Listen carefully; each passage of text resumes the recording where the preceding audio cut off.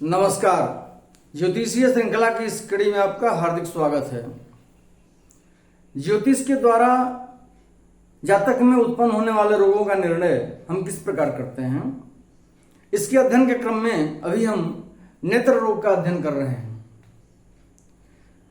आइए अब जानते हैं नेत्र रोगों से संबंधित कुछ अन्य सूत्रों को जो जातक में नेत्र रोग को पैदा करते हैं।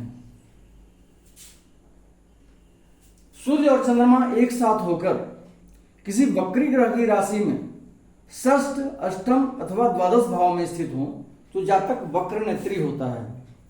सूर्य और चंद्रमा एक साथ होकर किसी वक्री ग्रह की राशि में, कुंडली में जो ग्रह वक्री हो, मान लेते हैं उदाहरण कुंडली में बृहस्पति वक्री हो, वक्री होकर के बृहस्पति यहां बैठा हो, केवल उदाहरण के लिए चूंकि बृहस्पति को वक्री हम मान रहे हैं, और सूर्य और चंद्रमा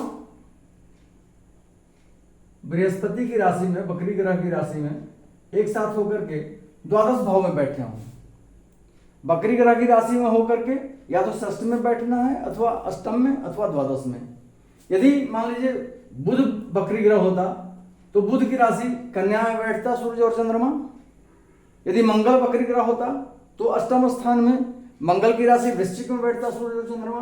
तो इस स्थिति में जातक वक्र नेत्री होता है, अर्थात तिरछा ताकने वाला होता है, भैंगा जिसको बोलते हैं, भैंगा होता है ऐसा जातक।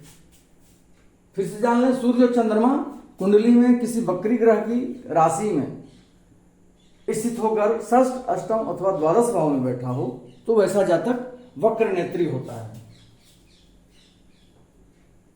अगला है, सूर्य जिस राशि में स्थित हो उससे आगे की राशि में यदि मंगल बैठा हो तो जातक की दृष्टि कांतिहीन होती है, और यदि बुध बैठा हो तो जातक की आंख में कोई ना कोई चिन्ह होता है। सूर्य जहां भी बैठा हो, जिस भाव में बैठा हो, उससे अगले माने उससे द्वितीय भाव में मंगल बैठा हो तो जातक की दृष्टि कांतिहीन होती है, उसकी दृष्टि में चमक नहीं होती है। और यदि सूर्य से द्वितीय स्थान में बुध बैठा हो तो वैसा जातक की आंख में कोई चिन्ह पाया जाता है। अगला है, यदि शुक्र लग्न अथवा अष्टम में बैठा हो और पापक दृष्ट हो तो जातक के नेत्रों से आंसू चलते रहता है। शुक्र यदि लग्न में बैठा हो अथवा अष्टम स्थान में बैठा हो और पापक ग्रह शुक्र को देखते हो, लग्नस्थ शुक्र या अष्टमस्थ शुक्र को, तो वैसे जातक की आंखों से निरंतर पानी चलते रहता है।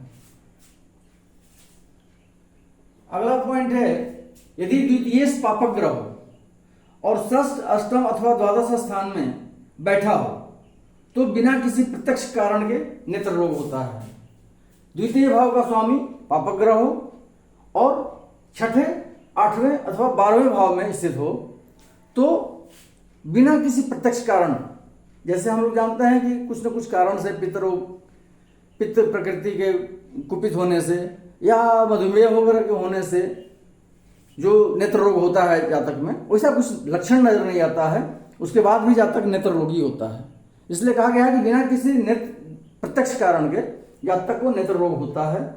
किस परिस्थिति में? द्वितीय पापक ग्रह हो और षष्ठ, अष्टम अथवा द्वादश भाव में बैठा हो। अगला है, यदि द्वितीय सूर्य और मंगल के साथ हो अथवा सूर्य और मंगल से दृष्ट हो तो जातक के नेत्र का कोण लाल होता है। द्वितीय भाव का स्वामी जहां कहीं भी बैठा हो, सूर्य और मंगल के साथ बैठा हो, या द्वितीय पर सूर्य और मंगल दोनों की दृष्टि पड़ रही हो, तो वैसे जातक के नेत्र का कोण जो होता है वो लाल होता है। कॉर्नर पर, आंख के कॉर्नर पर लालिमा होती है, जिसको हम लोग कुछ नाम देते हैं, उसका नाखूना टाइप का कुछ बीमारी इस तरह का बोलते हैं, नेत्र का कोण लाल होने को। अगला है कि यदि सूर्य पापक ग्रह के साथ पंचम, नवम अथवा द्वादश भाव में स्थित हो तो जातक को नेत्र विकार होता है। इस योग में यदि सूर्य के साथ शनि हो तो जातक अवश्य नेत्र रोगी होता है। सूर्य पापक ग्रह के साथ होकर के पंचम भाव में, नवम भाव में अथवा द्वादश भाव में स्थित हो तो ऐसे जातक को नेत्र विकार होता है। यदि उस पापक ग्रह में, इस योग में सूर्य के साथ यदि शनि हो और सूर्य के साथ शनि पंचम में अथवा नवम में अथवा द्वादश में स्थित हो तो अवश्य नेत्र रोगी होता है जातक। अब हम अंत में एक नेत्र आंख के लिए बहुत शुभ योग की बात करते हैं। अभी तक तो हमने नेत्र में उत्पन्न होने वाले विविध रोगों की चर्चा की थी। अब एक आंखों के लिए शुभ योग है यदि नेत्र कारक ग्रह बली हो, पहला पॉइंट। दूसरा पॉइंट, द्वितीय स्थान में शुभ ग्रह बैठा हो। और तीसरा पॉइंट है कि द्वितीय शुभ ग्रह के साथ हो अथवा लग्नेश नेत्र कारक हो अथवा लग्नेश नेत्र कारक ग्रह से दृष्ट हो तो जातक की आंखें अत्यंत सुंदर और बड़ी बड़ी होती हैं। 2 पॉइंट तो इसमें कांस्टेंट है, यदि नेत्र कारक ग्रह बली हो। नेत्र कारक ग्रह कौन होते हैं? सूर्य और चंद्रमा। कुंडली में सूर्य और चंद्रमा बली हो, बलवान स्थिति में हो, द्वितीय स्थान में शुभ ग्रह बैठा हो, द्वितीय भाव में शुभ ग्रह बैठा हो। और तीसरा पॉइंट में ऑप्शंस हैं कि द्वितीय शुभ ग्रह के साथ हो, द्वितीय भाव का स्वामी शुभ ग्रह के साथ बैठा हो, या लग्नेश नेत्रकारक ग्रह हो, लग्नेश चंद्रमा अथवा सूर्य हो, या लग्नेश नेत्र कारक ग्रह से दृष्ट हो। लग्नेश दूसरा भी हो तो सूर्य कारक ग्रह सूर्य अथवा चंद्रमा उसको देखते हो तो ऐसे जातक के नेत्र अत्यंत सुंदर होते हैं और बड़े बड़े होते हैं। अभी तक हमने नेत्र रोग से संबंधित जितने भी सूत्र समझे, जाने, अध्ययन किया। अब अगले वीडियो में हम कर्ण रोग की बात करेंगे, कान में उत्पन्न होने वाले रोगों का अध्ययन करेंगे, उनकी चर्चा करेंगे। नमस्कार।